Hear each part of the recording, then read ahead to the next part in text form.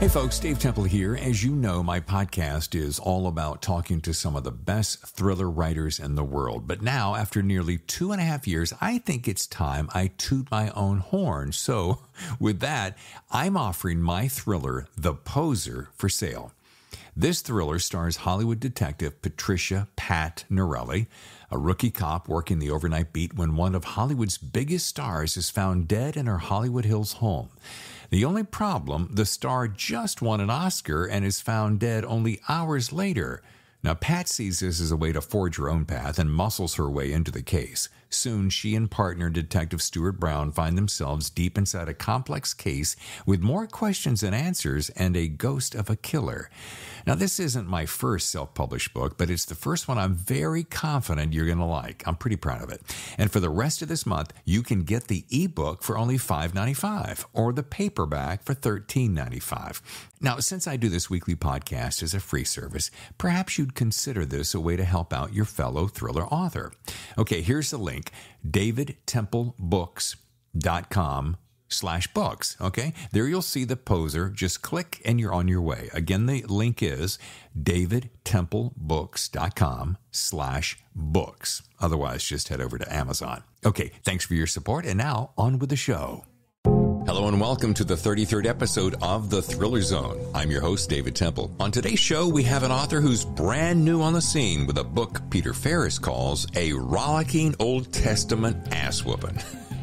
Mark Westmoreland shares a good many things, as well as bringing out the Southern boy in me. Hey, it's hard to talk to someone from Georgia and not bring out the North Carolina accent. Heck, let's just shut up and get to it right here on The Thriller Zone. I can hear you now. But can you see my beautiful face? I see it. It sounds like we have a slight delay, so just don't let that freak you. I'll try not to jump on top of you or so forth. Sounds good. I'll do the same. Hey, lean to the side. Let me see that beautiful book behind you. Isn't it a great cover? It is a great cover. It's a cover like Big Time. It's a Big Time cover. Yeah, it kind of makes me think of those like Smokey and the Bandit style movie posters from back in the 70s, you know, like Gator and all that. Dude, you're just obsessed with Burt Reynolds, for God's sakes. We're still in the green room, so we haven't officially started quoting. But Burt Reynolds was one of those guys, you couldn't help but love that guy. Every single thing he did, right? Yeah, he just like had charm and screen presence, and he was like one of the boys. Yeah. That little grin of his, especially in I think of all the bandits, you know, I just think that little grin, he'd always, and that little, you know? I'm in the process of revising a book now called Midnight Runner. And it's basically, it's Smokey and the Bandit meets No Country for Old Men. And it's like my love letter to Burt Reynolds and like my best attempt to write a book that he would read and want to star in and make into a movie, you know? Oh, dude, I would so read that. Yeah, well, I'm gonna try the query process with agents to see if it gets any attention, and if not, I'm gonna give it a shotgun honey because Ron knocked it out of the park with A Violent Gospel, and I want to see what kind of cover he would come up with for Midnight Runner. Midnight Runner. I heard a rumor while we are still on Burt. I had a rumor that Sally Field really, truly was his love of his life, wasn't she? Have you ever read his memoir, But Enough About Me? Okay, so I recommend getting the audiobook. That book came out like 2 or 3 years before he passed away. So he reads the audiobook, and he's got one whole chapter that's just about Sally Field. And they one thing I really like that the producers of the audiobook did is they didn't edit anything out as he's reading and stuff. So at the end of the chapter about Sally Field, and I don't want to spoil nothing, but he actually gets emotional and starts crying. And he ends that chapter by saying his biggest regret in life was never telling her that he was in love with her. Are you shitting And me? no, not at all. And the chapter ends with him basically weeping on the audio after that. I was just like, damn, son. Like, I got emotional listening to it. Yeah, I'm such a crybaby at stuff like that. Same. And you know what? If I'm not mistaken, Sally has, last thing I read about her, she wanted to say Vafangu to Hollywood and was going to move to somewhere and just be reclusive and say, see y'all. And I don't know if she's married or not. I don't either. I also read her memoir in pieces, and it was kind of a disappointment because she came off really bitter and angry towards like Hollywood and different people like that, which it sounds like from the way she told it, she had some bad experiences. So I totally get that. But Yeah. she didn't have a lot of as much good to say about Burt Reynolds as he did about her. So, you know. Oops. All right. Well, hiya, Mark Westmoreland, and welcome to the Thriller Zone. Let's officially get started. All right. Thanks for having me. Yes, sir.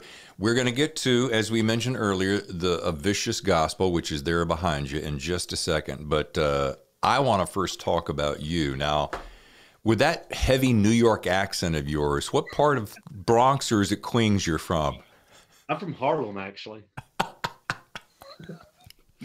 Perfect. Well done. Now, you were born and bred in Georgia, correct? Yes, sir. So my hometown is about an hour and a half northeast of Atlanta. Oh, It's Stevens County. The city's Toccoa. If you've ever seen or read Band of Brothers, that yes. first episode called Currey, the mountain that they run up and down, that's my hometown. So, and there's a museum there for easy company, and they've got the road paved. So if you're brave enough, you can run the 3 miles up and 3 miles down the mountain. But you're now in Oklahoma, right? Yes, sir. I moved out to Oklahoma in 2006. I moved out here and went to a Bible college in Broken Arrow, Oklahoma. Yeah, so there's some backstory there with the violent gospel and all that. And I was just going to go to the Bible college and move back home once I was done. But I met my wife out here. She's from Indiana. And so we're both transplants. And after we got married, this was just the easiest place for us to settle down. So how much time you spent money laundering, son? I mean, that's part of the game when you're in ministry. Listen, I wanted to start off by saying I'm kind of sad to say that I have seen more than my fair share of preachers parading around with rattlesnakes in one hand and a Bible in the other while speaking in tongues and or casting out demons as they asked for donations in the church. And here's the funny thing. They weren't necessarily hanging out in a former Dixie Mart store, but they were right there on cable TV. Right, yeah. So the Bible college I went to is like really big in the Word of Faith movement. So you've got like the Copelands and Jesse Duplantis and Creflo Dollar, and that whole ring is very involved or has been involved with the Bible college that I went to. Well, we got 1 degree of separation from a lot of that world, and I probably, since it's your show and not mine, I won't go into great detail, but boy, if I could tell you some of the things I've seen and the 1 degree separation from some of the biggest preacher clowns in the world, it would blow your mind. It would melt your hair. Yep.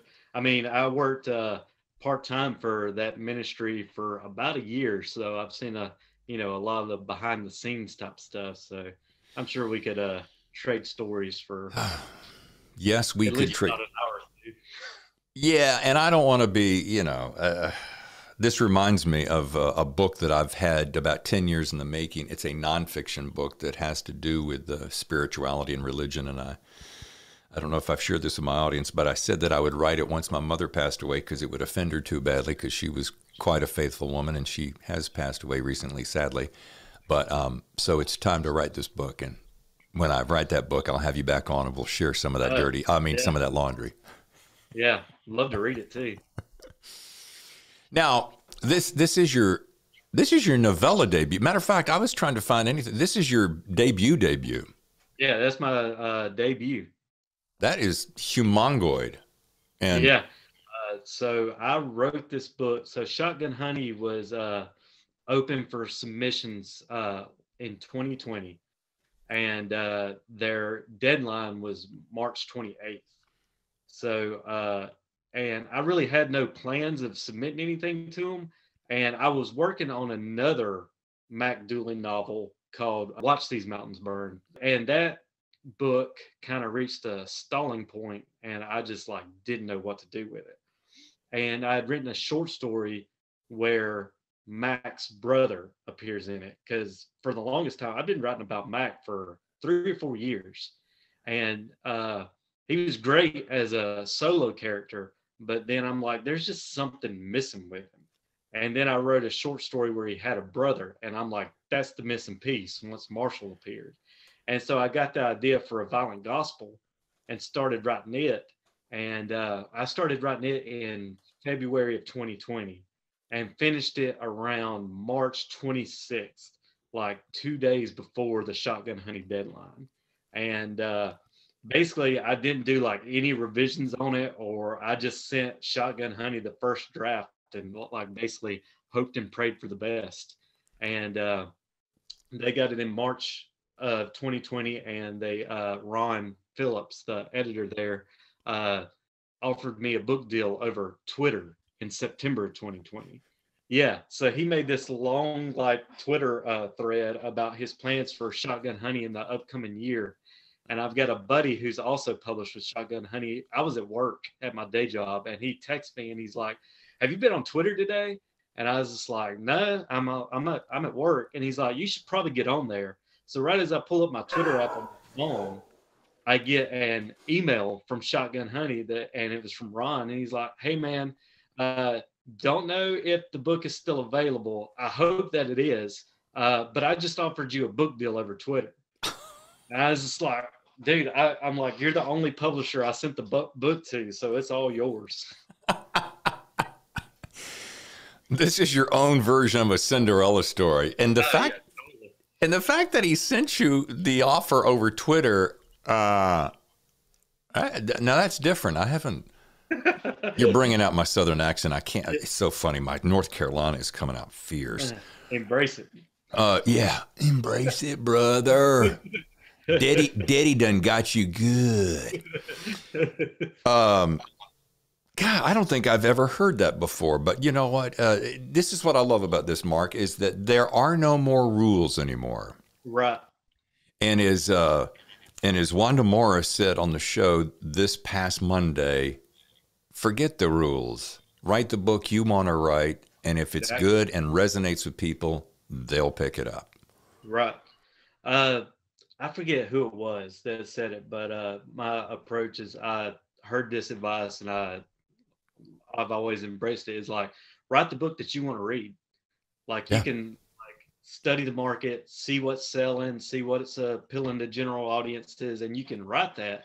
And I actually heard a story about a writer who like did all that stuff, found all like the things that the agents and the marketing people were looking for. And he basically created like a bullet point and wrote that book. And then when it came time for his follow-up, he didn't know what to write. And he was like asking for advice, and they're like, just be yourself. And they said that he put so much effort into appealing to the market, he forgot how to do that. Holy bones, that's hilarious.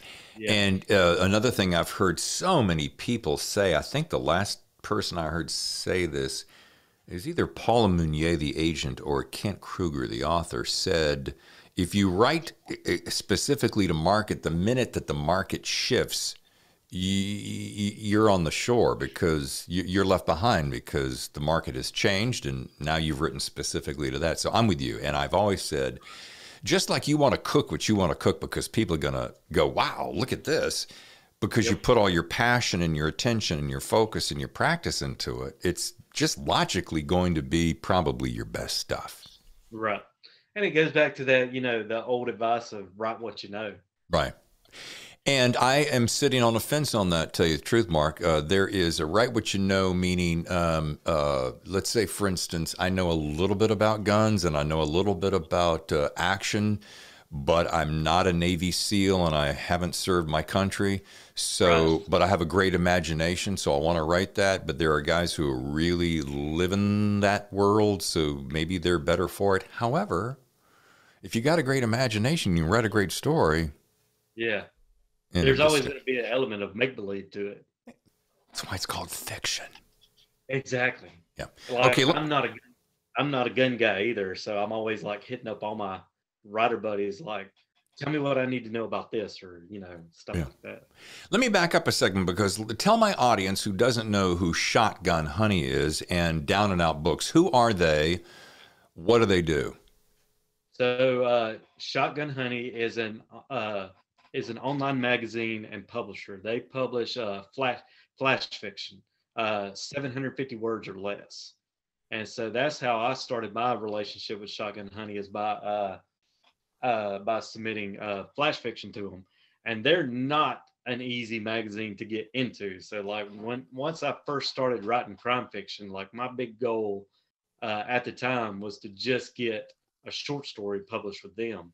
And I think they probably rejected like 8,000 pieces before I finally got a story. And I'm exaggerating, but they rejected basically everything I ever wrote. Okay, now wait a minute. Let me back up a second because this is your novella, or this is your debut. So you have to have written something before somewhere that you didn't just come out of nowhere, and this is your very first attempt. So tell me about this 8,000, and you said it wasn't real, but how many did you really submit? So as far as like short stories, I've had like 9 or 10 short stories published. Okay. And with Shotgun Honey, I probably submitted, I don't know, uh, I probably submitted about 10 pieces with them, and they've ended up publishing like 2 or 3 of my stories, my short stories. And they, as far as like novellas, like that's the only thing I ever submitted to them was a violent gospel. And but I've got like probably 7 novel length books that I've written that are just, I trunked them because I just didn't think they were good enough to get published, And Okay, I've but all of them in one way or another. all right, but if you were to take your favorite of those 7, we'll make this up. You took favorite of your 7. Somebody at Shotgun Honey, do you have enough of a relationship that they would go, well, let me see what you got, even though Yeah. they're flash only? Right. Yeah. Ron, the editor and owner of Shotgun Honey Books, me and him talk pretty regularly, almost every day. And if I had something like that I wanted to shoot his way, then just like, what do you think of this? He would look at it, and he like would probably be interested in any of the novels that I've trashed, just to see if there's something there that's publishable. But I really don't think any of it's like up to the standard of a violent gospel. Okay, fair enough. All right, let's talk about this dirty preacher and his handful of dimwits. And did you did you know characters like this growing up, Mark? So I was raised Pentecostal, and Oh, yeah, you did. so yeah, I've like the very first Pentecostal church I ever went to was probably it was in South Carolina, and it was basically like Southern Baptists with speaking in tongues.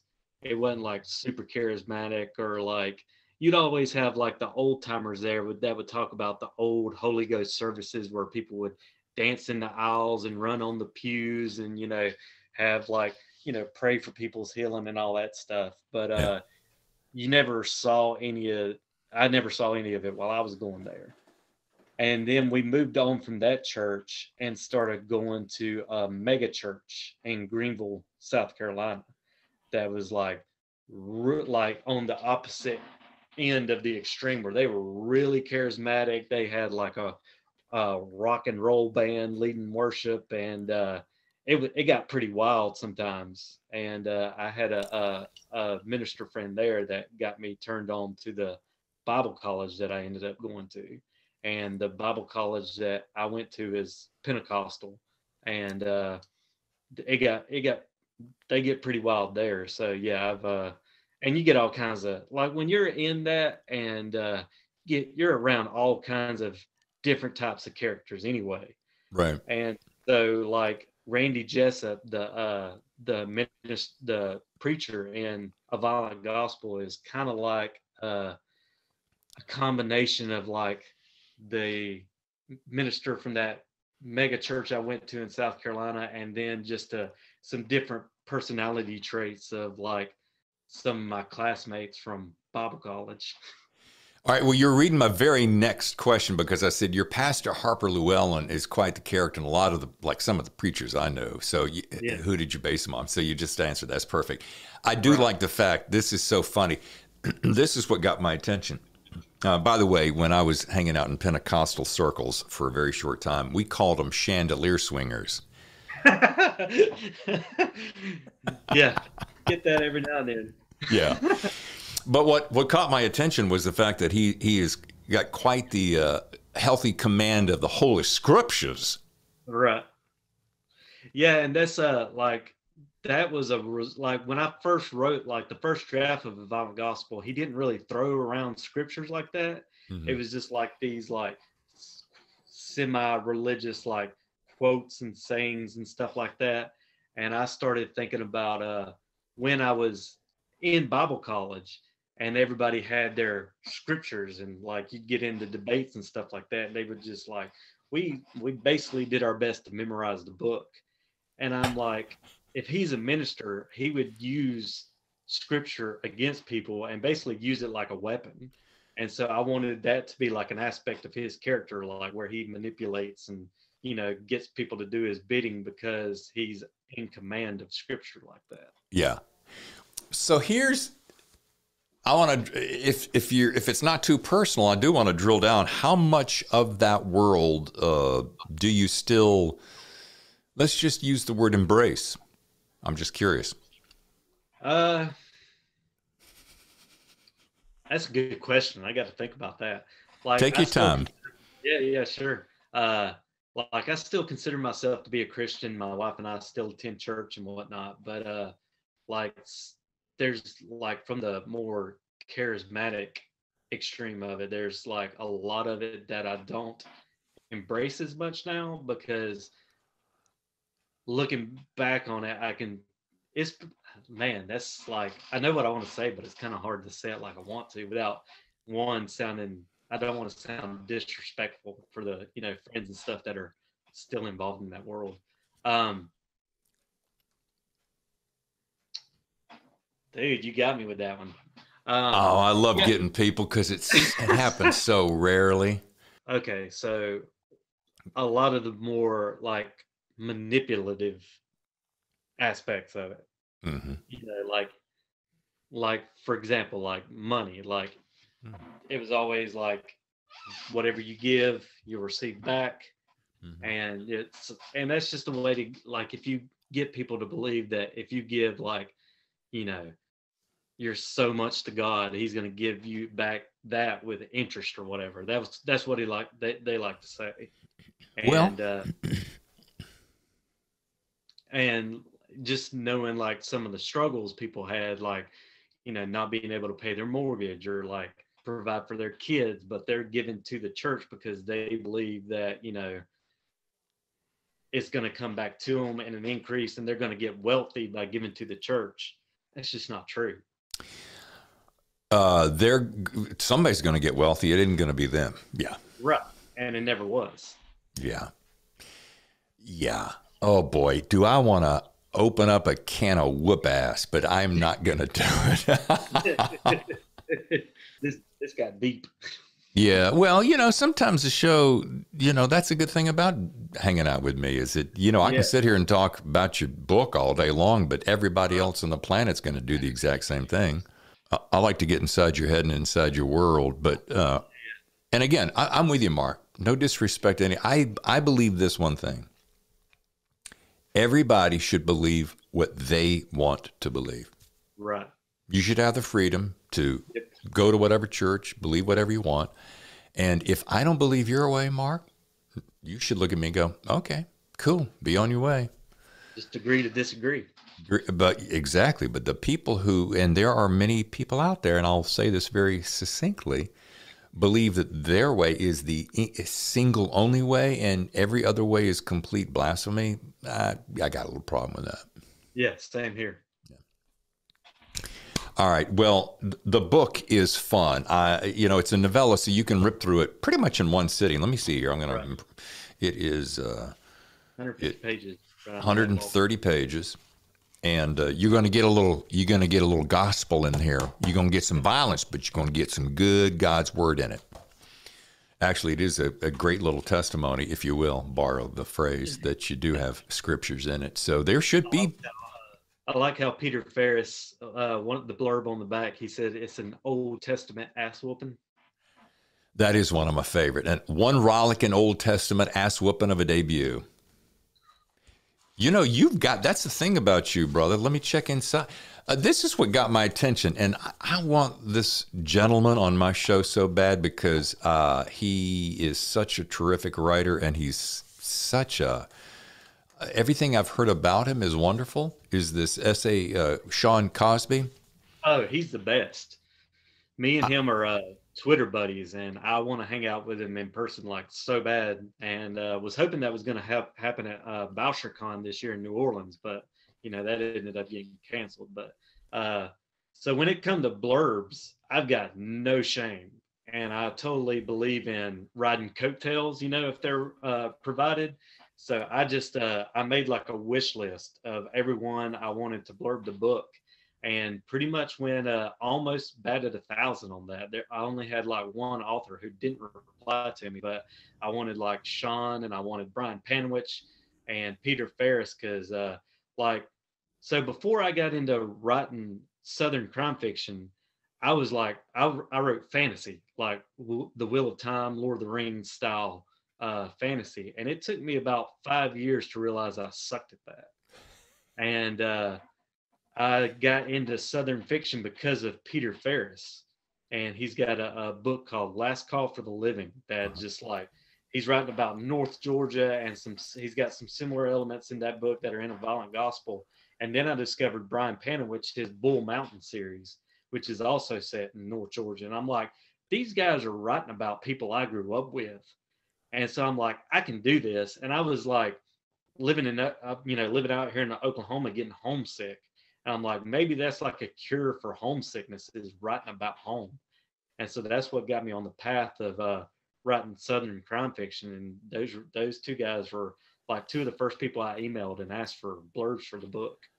All right, so two real quick things I want to say. First of all is my dream one day is to be able to take my podcast on the road, and I would love nothing more in the world than to roll out to Georgia and have you and Sean and a whole gaggle of guys show up, and we just sit around a campfire or a table or my RV or whatever and just talk about writing, because I really so desperately miss that face-to-face. Yeah, that's awesome.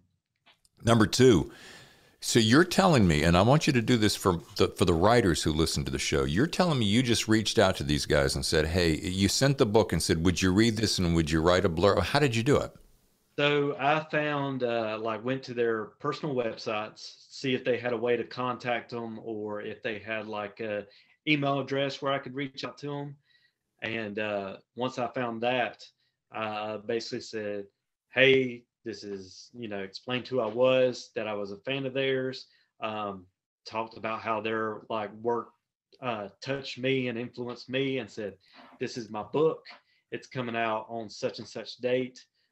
Here's a little synopsis of it. Basically, I told everybody it was the Dukes of Hazzard meets Justified, something like that, and told them that I would really love it if they would blurb the book, that I felt like it would add some authenticity to the book, and I so reached out to them that way, and like I said, like 5 of the 6 writers I reached out to all said yes. Well, I'll be honest, between some of your friends at Down and Out and reading, catching some of these blurbs somewhere along the way, that's the reason you're sitting there across from me, and right. And kudos to you, brother. I appreciate it. But I mean, come on, man. Yeah, talking about razor blade tears and Blacktop Wasteland, and then Panowich, and yeah, well done, sir. Well done. Yeah, it's again, fun, quick read. If you like Southern, you know what you have done to me today, boy. You have gotten me. I have, you're making me think. This is another thing I love hanging out with writers. God dang it. Is I think of I've got my own little slush pile, my stories that I've started or, gotten halfway through or whatever. And I think, oh, nobody's going to like this piece of shit. And sitting here talking to you, I go, you know what? There's this story. I want to take it and work on it and send it down to Shotgun Honey or what and see what they like. I live by this philosophy, Mark. I've got about a half a dozen, but all anybody can do is say no. Yeah. And guess what? Big whoop. So you say no, somebody's going to say yes eventually. And I think that's the kind of tenacity that you have to be in this business because it's crazy business. Yeah. I mean, that's how I felt about the blurbs. I'm like, I'm going to, because I've seen a lot on the independent publishing scene. Most people, when they get blurbs, they get their friends to blurb it. Authors that they're buddies with who are about on the same level of success that they have. Mm-hmm. And I'm like, that's cool and all. But at some point, that just turns into a circle jerk. Yeah. Well put. Yeah. And me, I'm wanting to make a career out of this. Yeah. And you can't do that just by having your buddies praise your book. You got to get it in the hands of people who are on a level of success that you haven't gotten to yet. Yeah. So I'm like I said, I'm not afraid of riding somebody's coattails. Well, and I couldn't agree with you more. I mean, let me think of about 3 guys right now that I would just about cut off my pinky if I could get them to blurb one of my books. And in no uncertain order, I think about like Don Winslow. I've read pretty much everything he's ever written, and it doesn't get any better than Don Winslow. And if he wrote a blurb for me, I'd almost say, okay, I'm done. Thank you. Lord, take me now. Come on. Another one would be Lee Child, because I'm such a fan of his. I think about Jack Carr, he's the guy I was thinking about earlier when I said he lived it. He's a sniper. He knows guns. He's a tech head. He's a man's toy fanatic. But I'm gonna encourage my listeners to do exactly what you do and what we both in our hearts want to do, and that is just reach out and ask. And if they say no, move on. Right? Ain't gonna hurt you. Exactly. We're going to take a very short break here on the Thriller Zone, and we come back. We're going to do our rapid fire questions with Mark Westmoreland, and this is going to vary off the path than it generally does. I'm usually more serious, but today I knew I was going to have some fun with Mark, and we're going to see what he's made of right after this. Don't go anywhere.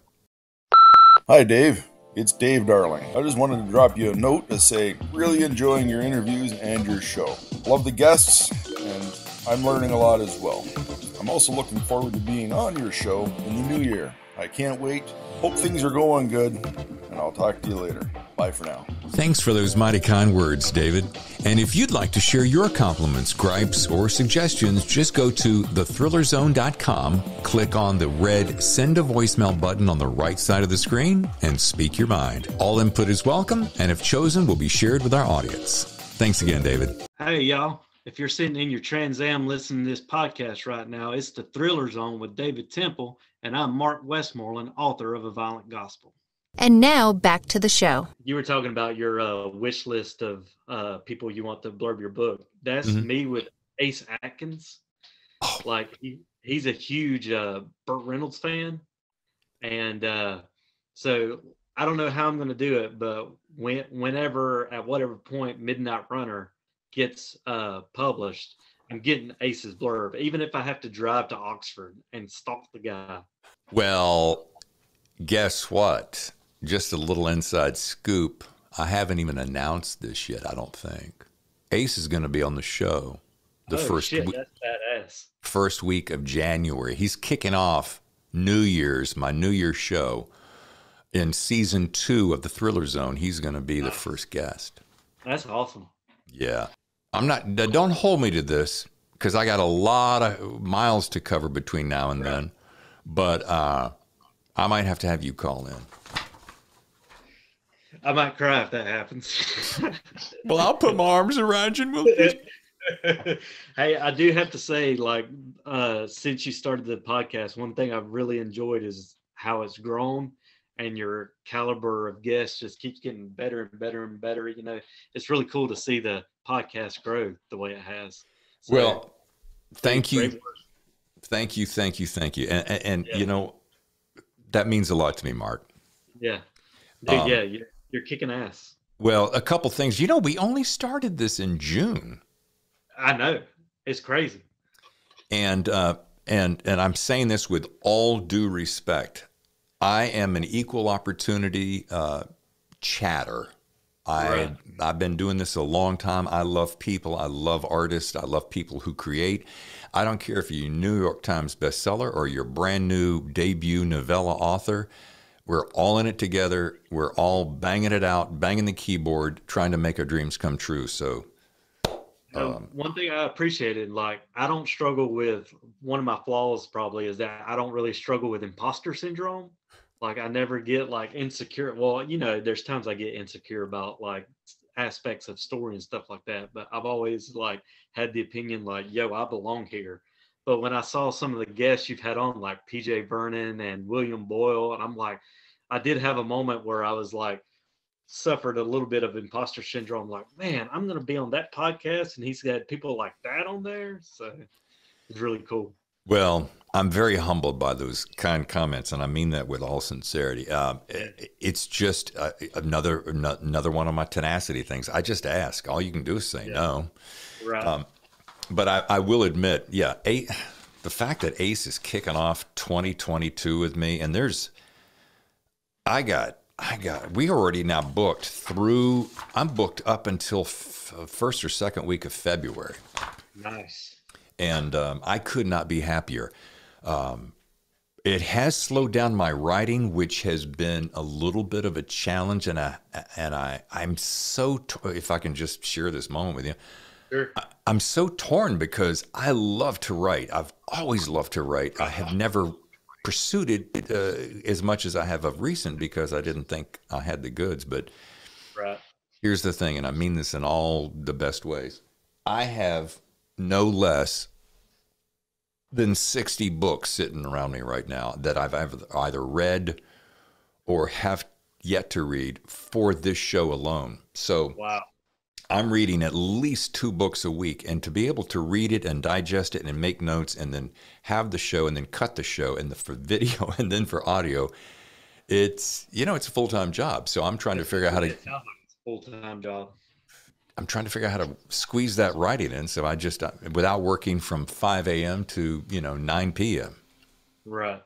Anyway, it is time as we begin to wrap the show. Mark Westmoreland is our guest. It is a violent gospel, and it's time for rapid fire questions. I'm going to warn you. The first one's a little bit bizarre, but I knew when I met you through emails and text and following you on Twitter that you'd be up for it. I'm not worried about it. Ready. You wake up in a room, Mark, there's no doors, but there are 3 barred cells in front of you. In the first cell, there's a hungry mountain lion. Okay. In the second one, there's a pile of enormous snakes. And in the third, there's an angry ex-girlfriend carrying a shotgun who's got evil on her mind. Now, in 30 seconds, someone's going to say over the speaker, one door is going to open. But you get to choose which one. If you don't choose, all 3 will open, and there's going to be quite an ass whooping. Which one of those 3 doors would you choose, and why? Okay. With the mountain lion, is it a cub or is it full grown? It's full grown, and it's hungry. Okay. Then I'm taking the angry ex-girlfriend because I feel like I can charm her out of the shotgun. Yeah. All right. Very well done. All right. Now, number 2. I'm sad to say, Mark, you've died and gone to heaven. Okay. But when you reach the Pearly Gates, St. Buford says you can't get in just yet.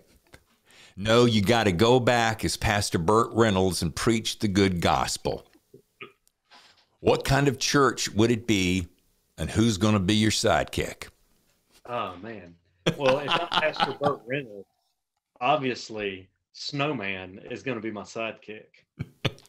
And you said, what kind of church is it going to be? Well, it's going to be the Bandit Worship Center. And we're just going to watch Smokey and the Bandit every Sunday morning at 11 a.m. And all donations will go to good causes that have nothing to do with your church, right? Exactly. All right, number 3 is actually more serious. When you're not watching the Georgia Dogs play football, what are you reading in your spare time, and what music is playing in the background? So I'm a huge Allman Brothers fan. So I've probably got Live at Fillmore East on.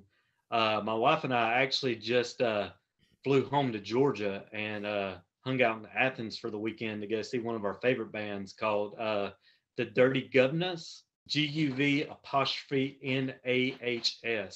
And they're from Knoxville, Tennessee. Imagine if the Rolling Stones recorded Southern rock with a little bit of Memphis soul mixed in. Oh, boy. As far as what I'm reading, so yesterday I just finished reading Tomato Red by Daniel Woodrell. And today I started Pride of Eden by Taylor Brown. It's got some elements of Tiger King in there.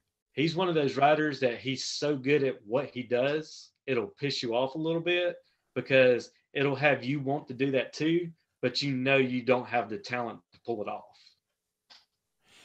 Kind of like some of Cormac McCarthy stuff. Exactly. Like everybody wants to imitate Cormac McCarthy's style, but you can't do that because you're not Cormac McCarthy.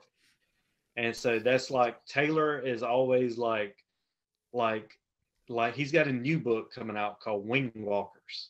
And William Faulkner is one of the characters in the book. And I'm like, I would love to write a book with William Faulkner in it because I love William Faulkner, but I'm not a good enough writer to do that. Basically, I'm going to write stuff where I like rip off the Dukes of Hazzard or rip off Smokey and the Bandit, something like that, you know? I guess my best piece of advice is just stay in your own lane, you know? Exactly. Find out what your signature, what that thing is makes you Mark Westmoreland. Find that thing that just is completely unique to you. And look, we all know that you can borrow things from other writers. You can borrow nuance. You can borrow pacing and things like that. You can borrow tiny little things. You just don't want to copy people. But we're all borrowing from anybody who says they don't borrow something from somebody is just lying to you. Yeah, exactly. Yeah, there's I'm in my element when I'm writing about trailer parks. You what? I'm in my element when I'm writing about trailer parks. I think that's one of the reasons I loved and still love, because it's another season coming, of Ozark. Yes. Because first of all, Jason Bateman's one of my favorite actors of all time, and he's a great director. But the characters in that trailer park, I mean, I grew up with people like that, and they nailed it. It isn't a caricature of some of those folks. It is them, and it's real. So yeah, stay in your own lane, be your own thing. Yep. And Mark, I got to tell you something, dude. This book is it's fun, it's gritty, it's nobody's going to get hurt. It's not going to take you. It's not War and Peace, and you can enjoy it. And I wish you humongous success, brother. Appreciate that. And if anybody wants to learn more about you, you can go to Twitter. It's Mark, y'all. Yep, you'll find me hanging out there talking Dogs and Atlanta Braves during baseball season, and every now and then I'll throw out some Burt Reynolds. Yeah, I went looking for a website, but you don't have one, do you? No, that's one thing I need to do is get a website developed. I'm just lazy when it comes to that stuff. Dude, we can get off microphone and I can give you a couple of real tips. I spent about 20 years building websites, and I got a pretty good idea how those work, and you can do it for not terribly expensive and get yourself up and running. I appreciate that. But seriously, once again, folks, it's Mark Y'all at Twitter, and he'll have a website very soon, but you follow him there and you'll get everything you need. And once again, Mark, thanks for your time. I appreciate it. Yeah, thanks for having me, David. Thanks again for hanging out, Mark. You're going to do great. Before I announce next week's guest, I just want to remind you to please leave a review either on our Thriller Zone website, it's super easy to do, or on Apple Podcasts, where they love our 5-star reviews. It helps more than you know, and certainly helps keep this show rolling on all 10 cylinders. Okay, on next week's show, I'm thrilled to welcome, for a return visit I might add, the one and only New York Times bestselling author and friend of the show, Ted Bell. If you will recall, Ted was on the show back in August on episode number 8, where he promised to return to chat about his new book in the Alex Hawke thriller series, Seahawk, which drops on December 7th. Can you believe it's nearly the end of the year? Anyway, Ted is a hoot, the book is great, and we promise to have a good time. So whatever you do, don't miss Ted Bell and me next Friday right here on The Thriller Zone.